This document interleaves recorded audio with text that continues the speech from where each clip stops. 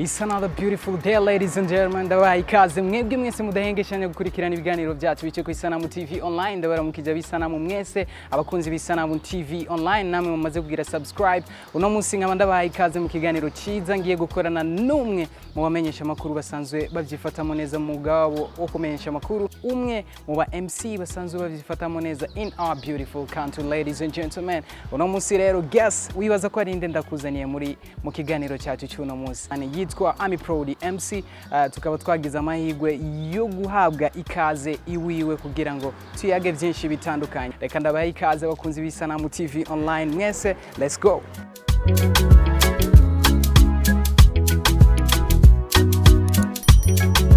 Yes, ushobora kuba umwumva kuri radio, ushobora kuba umwumva mu manza zitandukanye, ari mu MC mugabo kabutazi ubuzima sanzwe abayemwo muhira, ari muhira bameze gute. AmiPro MC no muntu ameze gute mu buzima busanzwe apart yo kuba ari kuri microphone.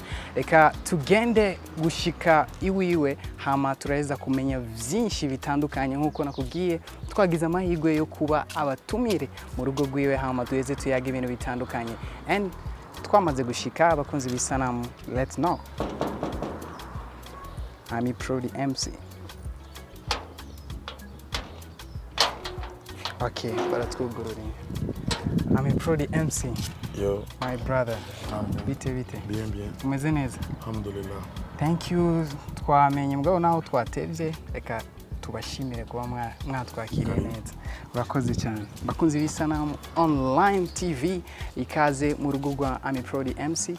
Ushaka kumenya byinshi kubijyanye na AmiPro MC mu buzima busanzwe apart ari kuri microphone, abameze gutari muhira. By the way, sorry kuba tukuvyuye mu gitondo. Okay, thank you so much. Umeze neza ariko? Karibu. Tumaze gushika muhiri wiwe, turinjiye rero kugira ngo tuyage byinshi bitandukanye kwa AmiPro MC.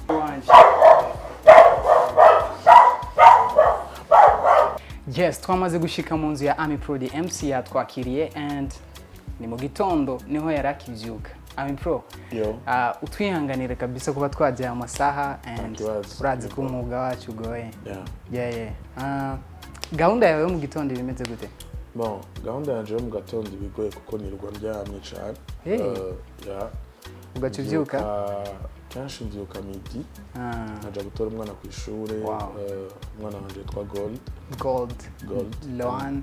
Nathanael. Ishimwe Gold. Uno muvyeyi umwana we afite amazina menshi by the way. Ishimwe Gold, Loan, Nathanael, Magic Marley. Yeah.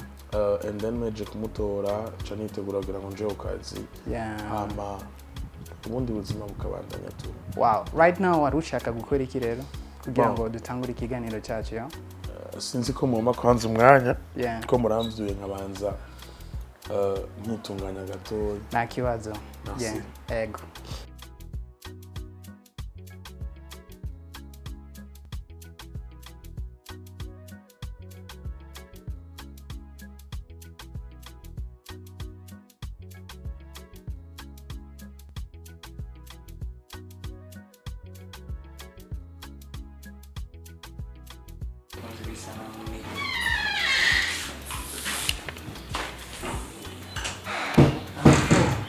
Karibu re.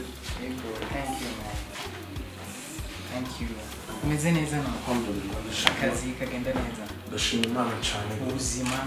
Bien, alhamdulillah. Ndashima. Okay. Usanzwe wenyine ga? Ndi wana jewe ndinyeni inzu umukozi ndi byose. Lakini iyi nzu irabereye ko habaye ko umuntu azaragira ibintu bitandukanye, isuku, gutegura icyayi and stuff. Apart y'umukozi buke nzozi kamuzana mama Gold then akazara ateguye ibintu nk'ibyo mu gitondo bitakuja pole kuko mariage si ikintu umuntu yiyumvira n'umunsi aca akora ku ejo, ni ikintu umuntu yitondera, ni ikintu afata umwanya kugira ngo urugo urugiyemo n'urugo rwarwo rusambuka nyuma y'amezi abiri cyangwa nyuma y'amezi atatu. Ico nahora nuko iyo inzu ufata umwanzuro canke ingingo yo kubana n'umuntu nuko wifuza ko mubana akaramata kabisa. Man, jenda umufana wawe uri kuri stage, uri kuri radio, uri kuri camera, ndi umufana byatari. Uzi yuko uje ngana ariko ndanakuraba hari aka documentaire wakoze ka kujya mu jia avumye twatambuye yeah twari kumwe n'umujama wanje yari yaje kundaba uyu mujama wanje ariko arambwira ati mujama sijwi ryataye ndambwira ati uyu muntu ashobora gushika kure. Thank you man. According kw'iryo jambo ryo gushika kure ndashaka kumenya kugira ngo ushike kuri step tukubona ko AmiPro di MC wa nibihe bintu waciyemo ni giki cyagwaye inkomezi yo gushika muri ibi bintu urimo? Bon, struggle zari nyinshi akini nilipambana kama mwanaume kweli. Je nahuye n'ibintu byinshi cyane gose hari abantu nasabye ubufasha bakabonyima hari abantu nahama donc nabasaba akazi bakanabura kamakete mu maso ivyo byose rero ni kimwe mu bintu byatumye nkora cyane mvuga ati nimba naraciye muri ibi ngiki nokora kugira ngo ushobore kwemeza aba bantu ngiki nokora kugira ngo ejo canke ejo mbundi muntu narakoze cyane narasenze cyane ndashima Imana aho ngeze. Warashiye ku ma radio menshi cyane ayo wasanzwe ugitangura career yawe yo gutangaza amakuru ya bon ni yari menshi cyane kuko je maze gukorera amaradiyo abiri nakoreye radio tele renaissance iragira ivyago candaja muri Buja FM. Wow yego kabisa na icyo gihe kugira ngo ushike muri renaissance icyo gihe byari byoroshye gawe impro because I remember icyo gihe je nari nkiri muto by the way ni byari byoroshe aba journaliste bari benshi bro kandi bakomeye apart no munsi yari amazina tu hariyo ba Landry Mugisha ba David Garme ba Frank Espoir ba Amido Hassan ba Innocent Valentin deja yari mitwe gusa kabisa muri ico gihe byari bigoye ariko ndashima Imana hari abantu bafashe ukuboko Amido Hassan n'umuntu wa mbere vraiment jeshi ni mu legend ujya mu brother my brother by the way aho uri hose you are the legend yaramfashije turanakorana mu nyuma Nova yaramfashije Innocent Valentin Frank Espoir yaransigiye mu bisanzwe jewe nagenda ngiye gufasha Frank Espoir muri Renaissance hama Frank acaronka deal yo kuja Dubai caragusigira microphone deal yo kuja Dubai boss acavuga ati sinumva ko noza n'undi mukozi hari umwana mpora mbona yuko abishoboye urugendo rwarutanguriye ngaho go kuronka akazi. Wow man icyo gihe how was your feelings wiyumvise gute? Cyane nari ndyohewe ndibuka yuko naciye nkora emission ya mbere y'umugwi witwa Kina Music bari baje mu Burundi witwa Knowless Christopher Tom Close hamwe n'umugwi Dream Boys ari ukironka emission ya mbere ukacukora emission nk'iyo abari ikintu kitoroshe benshi bari bazi yuko naza kubishobora ndibuka yuko na boss yagumye ngaho n'abakozi ariko baravuga ati umupeta araza kubishobora Manager James ndibuka yuko ndaronse ama felicitation menshi bacabona ico nshoboye babona impano yanje mba ndatanguye rero. Wow ugerageje guharura it's like imyaka ingahe nawe uri mu mwuga? Je imyaka banzi ni mike no je banzi kuva muri Buja FM cyane banzi 2015 kuduga ariko jewe imyaka 10 ans irarenga 10 irarenga ko natangiye gukora je niga mu 9 nkora ku radio niga muri 9e ahantu bita kuri Kibenga Wisdom School. Kwishure bagufata gute?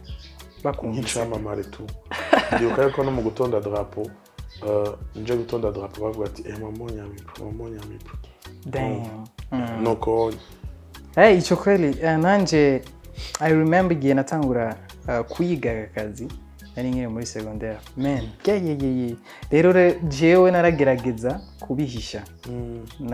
kubihisha ugasanga naho uza kubidécouvrir après ugasanga ubidécouvrir ugasanga ndumuntu asanzwe nyine nifata nk'umuntu asanzwe sinashaka ko abantu bamfata nk'umundi muntu musanzwe navyo vyiza kuko ntuzokwemere ko abantu bagufata n'ikintu utari sivyo il est vrai apa y'ubuzima busanzwe tubayemo hari ubundi buzima turimwo kumenyesha amakuru ugasanga uri muri ako kazi kora nk'umuntu ari muri ako kazi ariko hambavu y'ako kazi uri mu buzima busanzwe ifate nk'umuntu asanzwe kuko no mu ijambo ry'Imana biravugwa neza yuko umuntu azo kwishira hejuru Imana izomushira hasi ariko wishize hasi Imana irenze kuduza ishaka kugira Imana kuduza yego from wow yego kabisa igihe twinjira twabonye amakado menshi cyane umaze kuronka akaba ari imidari akaba ari n'ama award atandukanye n'ama certificate urashaka kudusigurira ayo ma certificate igihe wayaronka and n'ama story yayo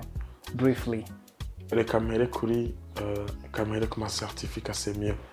Hariyo ama certificate yose ntahari kuko arayandi ari arahandi sivyo umuvyeyi wanje foko nawe nyene abona ivyama vy'umwana wiwe ariko ngaha hari bikiri gusa nanje kugira ngo ngire icibutso. Hariyo certificate ya platform show yo kunshimira iyo certificate ni platform show yayimaye ni mu TV online je ndo umujournaliste yakoze muri platform show kandi umuntu wa mbere jewe je na DJ Pro twafashe platform show tuvuga ati reka tuyiduze ni ya DJ Pro ariko twakoranye nk'abantu batahurana. DJ Pro yaratahuye ico nakoze mu nyuma y'ama certificate yo kunshimira ndafise indi certification ya certificate ya appréciation nayihawe n'umugwi witwa MTC Modern Conquerors baririmba gospel nk'umuki umugwi witwa MTC mvuga wayironse nayironse nk'umu journaliste yatumye ibikorwa bya MTC bishika kure. Donc baramaye certificat yari jewe Dieudonné Nahimana pasteur hamwe n'uwitwa John Ella bayiduhereye muri Kenya 3 hama tuje kuma award that's award ya AGS Yanseko meilleur MC de l'année 2020 narayironse award iringaha that's best radio presenter nawe na Buja Music Award 2019 ndafise award na Trust Nobody ngijya na meilleur journaliste cege nari muri competition ya Ismail Niyonkuru zaza kuri Facebook cendatogwa bwa mbere ndonka ijya award na $100 bayemereye muri show ya Bantu Boy yari yazanyemwo Juma Jux nari nk'umu MC hari umudari naronse nka imidari ibiri naronse nka best MC n'indi midari naronse umwe naronse nk'umwe mu gwaruka gwafashije cyane mu muziki w'u Burundi nahawe n'imvukira zo mwijabe nkaca ngira n'indi umundi mudari wa meilleur journaliste nukuvuga ko kuva 2017 gushika ino saha presque ama award menshi yatanzwe nk'umu journaliste cyangwa mu MC nyinshi narazitwaye ndashima Imana. Congratulations my brother. Ugerageje kuraba ama gift waronse hari ubu MC n'ubu journaliste ni nako kazi nkora. Hari n'ibindi hariyo na certificate naronse muri Guinée cagihe nabaye wa kabiri mu meilleur journaliste wa mbere yabaye mu Guinée nanye ndayifise niri ngaha nararonse agashimwe kumunyesha makuru umwaka na coopérative des musiciens ya Cedric Bangi naronse agashimwe nk'umu journaliste w'umwaka muri Soft Media Company ibiro byabere kuri Centre Jeune n'ibindi byinshi nagiye ndaronka. Izo ni legacy kabisa mu myaka 10 uri muri career ugacuronka ama awards nayo ni ikintu gikomeye cyane. Ndashaka kumenya ku MC n'ubu journaliste muri ivyo bibiri ni heho wibaza ko urenze cyane gusumba handi? Nta namwe ndenze hose ndagerageza aho ugerageza guperforminga neza gusumba handi bro. Ivyo bamwe vyombwira abantu ariko iyo ndiko ndakora ubu journaliste benshi barambwira ati you are the best ndiko ndakora ubu MC uko nyene nje ntavyo mbona kenshi je n'igihe bahora bambwira ndibuka yuko kera barambwira ngo usijwe yiza sivyo je ngaca ni recording afata emission yaje gukora nki recording kugira ngo usanga mu bantu bose dukorana ndetse ijwi riri kuri jewe so zero kenshi bikunda ku umuntu ari kugiye niho byiza nkuko je ndashobora kugira yuko mu journaliste mwiza jewe ku ruhande rwanje ndakunda ijwi rya gusumba uko nkunda ijwi ryanje. True that. Wow. Okay, and by the way, jenda mufana kuri microphone. Uri kuri camera, uri kuri radio, uri kuri stage, hose urabikora neza kabisa. Thank you. And ukiri muto waribaza ko uno munsi uzoshika kuri uru rwego, maybe waribona ko talent yo gutangaza amakuru? no ariko nari nzi yuko nzoba umuntu w'umustar cwa wow ariko sinari nzi yuko nzoba umustar mu byo journalist je nari nzi yuko nzoba umukinnyi akomeye bro bavuga ngo nibi kwishima cyangwa kwirata ariko je ndazi football narakubonye uri kurakina ya match y'abaririmbyi n'abajournalist man apana rero bisanzwe je ndazi football kuko presque n'abakinnyi benshi no munsi bakina muri equipe nationale bose twarakinanye yawe mukuru wanje akina muri equipe nationale rero jewe niwa ndakina muri Le Messager akina muri Le Messager flambeau du centre yavenir ya Messager nyene je kuva 7e gushika première nari capitaine w'ishuri muri football ngera nkaba capitaine w'ishuri muri handball ukuvuga yuko nara managing ivyo bintu byose ariko kubera football tukagenda gukina mantrema tukaja nko muri ville bakatwirukanza uvuye ku ishuri ukaja muri entraînement 14h uri muri entraînement ugaheza nka 17h kuva 14h gushika 15h ari lundi yabari physique gusa tukiruka bro tukiruka hamageze gutaba gacha baduha 500 gacha harura 500 bus ni 300 gushika muhira ndetse asigara naco zo kuyakoza uza gusanga wataye ingufu zawe abikora kubera passion yeah ariko jewe ndibuka ko nigeze kuba icanci intege narabaye meilleur buteur muri kade yo mu Ngagara twakinira ngaha kuri ari centre technique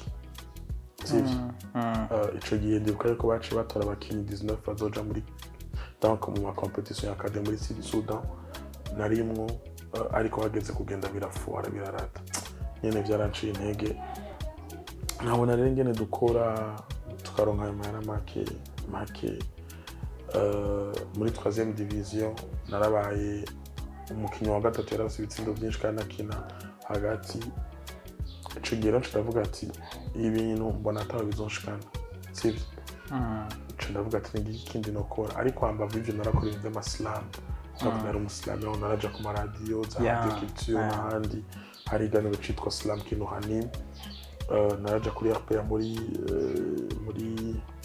émission ya Innocent Valentin yitwa Erika je trouve naraja muri Bonesha na tukakorana na Balandri rero ndavuga ati reka mbandanye by'amaslam sinabifata just navuga ko ndi umujournalist navuga ko ndi umuslameur gutyo niho rero batangiye kuvuga ati so tukakorana ibiganiro by'uslam birahera nja mu by'ujournalist chambona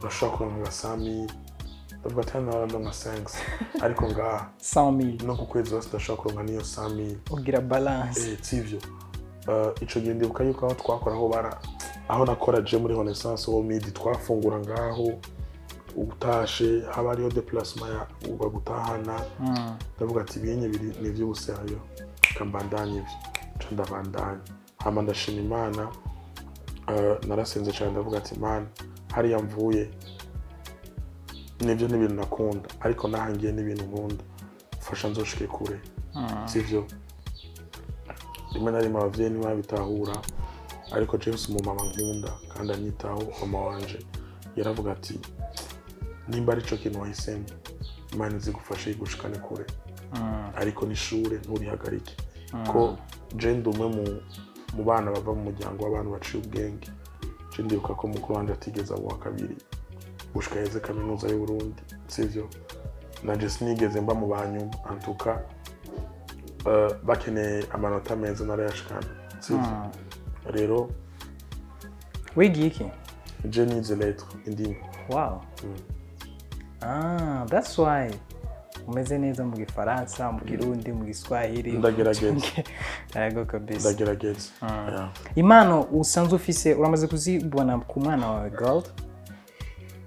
Gold wewe nibaza yuko afise impano kunsumba kuko Gold arandenze rimwe na rimwe harige muravuga ati uyu mwana ni gwanje bivaye na talent afise ni nyinshi cyane afise nka zingahe no umuntu aciye ubwenge ca mbere hama Gold n'umuntu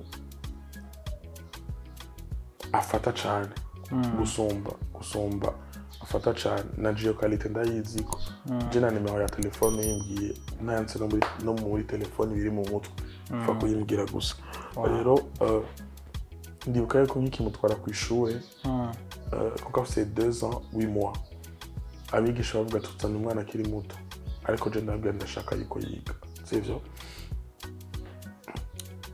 umunsi wa mbere wa kabiri ubonye ne barampamagaye barambwira ati mu bana bose dufise ngaha umwana wawe ni incabwenge jewe Gold hari igihe baratelefona ku radio hari ibiganiro by'abana Gold agatelefona bijya bya samedi ikane tanuma mubwiye akababwira ati je ndi umwana wa AmiPro nigaha biraryoshe kumva umwana afise ubwenge nk'ubwo apart yo kuba uri AmiPro MC uri kuri microphone uri umuvyeyi ameze gute uri kumwe n'umwana wawe uri muhira like this nuko tutamusanzeho ari ku ishure je nababwiye ko nibana Gold abana na mama wiwe ariko nje ndamutora cha mama we akamutora donc uwo mutora n'uwo afise umwanya sivyo ariko sinavuga ngo ndi umuvyeyi mwiza cyane ariko ico nizi ko nuko ndagerageza kuba umuvyeyi mwiza ndagerageza kuba umuvyeyi mwiza ndagerageza no kugaragaza urukundo ku mwana wanje kuko ico nahura nuko ntaronse umwana pahaza cyane ntaronse umwana ngo kubera ntabishaka umwana ari inzaza nuko haba ari gitumaje umwana ni kadodiciel umwana n'umugisha ntegereza kumukunda n'umutima wanje wose ndakora ibishoboka byose kugira ngo umwana wanje yame yishimye kumbure jeje ntaronse ariko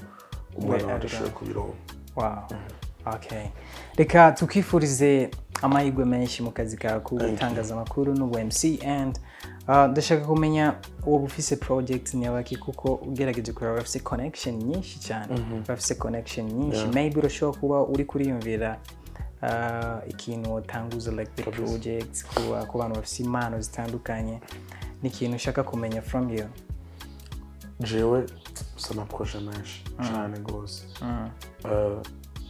mpora rimwe na rimwe mpora ari abantu barabanga imihanda usibishoboka byose kugira ngo ushike kure ariko ivyo bintu bikoresha ariko suko ntabikoresha ahubwo je nahura neza yuko ikintu cyose gifise umwanya kandi ntegezo gukora ikintu mu mwanya wacu rero muri ico gihe hari ivyo nariko ndategura hari ivyo nabanza kurindira kuronka ivyo bintu maze kuronka nca muri ico kintu rero ubu nsa no wabironse 80%. Wow. Ndizeye yuko antuka Novembre canke fin Octobre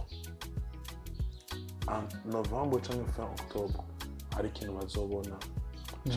We wish you all the best. We wish you all the best. No ku bantu batandukanye basanzwe bakurikirana AmiPro MC ariko aritegura kubazanira ikintu gishasha cyangwa ikintu muzobona n'amaso yanyu fin Octobre cyangwa muri Novembre ya.